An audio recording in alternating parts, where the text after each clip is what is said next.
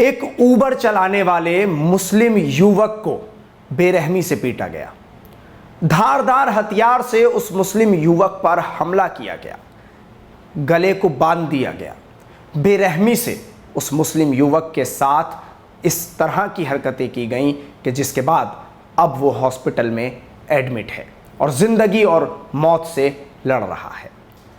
मामला है बाराबंकी का और इस पूरे मामले में पुलिस ने एफआईआर दर्ज कर ली है और आश्वासन दिया है कि कार्रवाई की जा रही है। मामला आपको बताता हूं कि क्या है।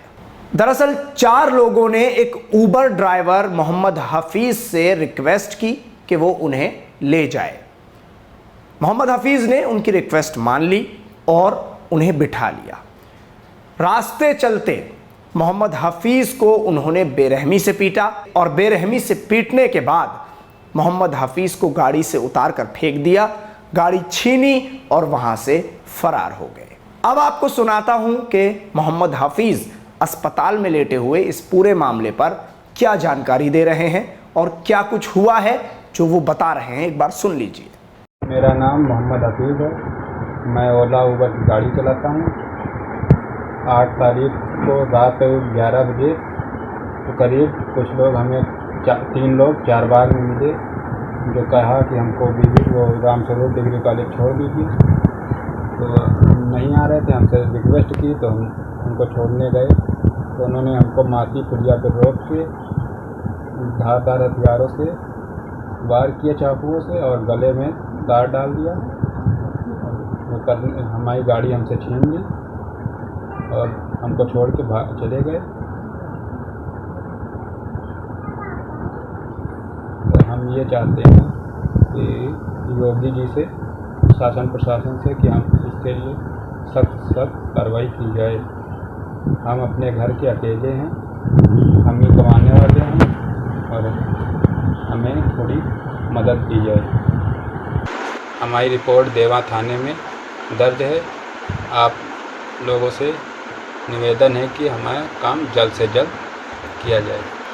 हम अपने माँ बाप के अकेले लड़के हैं, हमें ये सारी जिम्मेदारी है घर की और हम इस तरह से पढ़े। हम बस इतना चाहते हैं कि हम जैसे जिस हाल पे थे हमें उसी हाल पे पहुंचा दिया जाए। तो ये आरोप खुद मोहम्मद हफीज लगा रहे हैं कि जो उस वक्त गाड़ी चला रहे थे और उन्होंने साफ साफ लफ्ज़ों में कहा है कि मैं अपने घर का अकेला कमाने वाला हूँ, मेरे अलावा मेरे परिवार का कोई सहारा नहीं है कि जो मेरे परिवार को आगे बढ़ा सके, पाल सके।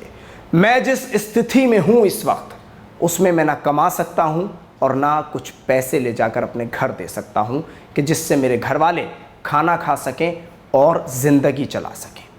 सवाल अब ये उठ रहा है कि मोहम्मद हफीज़ जो कह रहे हैं, मुझे पुलिस से उम्मीद है कि पुलिस कार्रवाई करेगी और मुझे मेरे कारोबार तक वापस पहुंचाएगी और उन लोगों को जेल की सलाखों के पीछे डालेगी कि जिन लोगों ने मेरे साथ ये हरकत की। सवाल ये उठ रहा है कि आखिर क्या हो रहा है, बदमाशी अपनी चरम सीमा पर क्यों जा रही है। इस तरह से एक ड्राइवर को ऊबर में बैठकर मारा जाता है, पीटा जाता है और उसकी गाड़ी छीन कर वहाँ से फरार हो जाते हैं बदमाश। लेकिन पुलिस कहती है, हम आश्वासन देते हैं कि कार्रवाई करेंगे, और पुलिस रीट्वीट भी करती है, ट्वीट पर जवाब भी देती है, रिप्लाई करती है कि हम इस संबंध में कार्रवाई कर रहे हैं और जो थाना है, जिस थाना क्षेत्र का ये मामला है, उसको आदेश दे दिए गए हैं कार्रवाई के।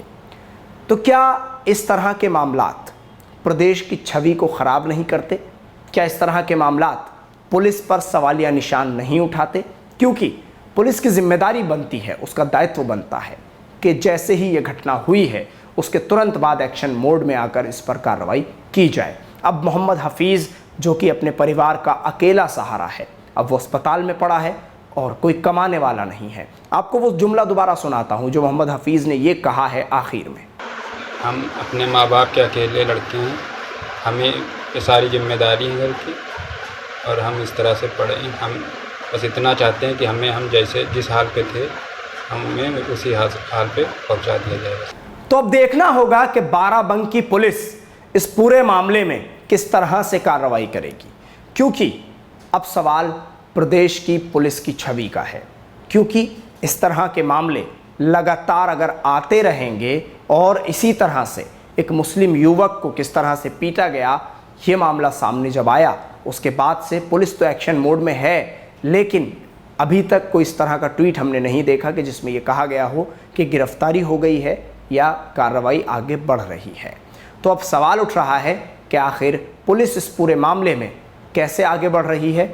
और अब जबकि मोहम्मद हफीज़ खुद कह रहे हैं कि मैं परिवार का इकलौता सहारा हूं और अब मैं अस्पताल में पड़ा हूं, मेरे ऊपर चाकुओं से हमला किया गया, धारदार हथियारों से हमला किया गया, तो आखिर खुलेआम इस तरह से हथियार लेकर बदमाश कैसे घूम रहे हैं और एक उबर में बैठकर वो इस तरह की घटना को अंजाम कैसे दे देते हैं।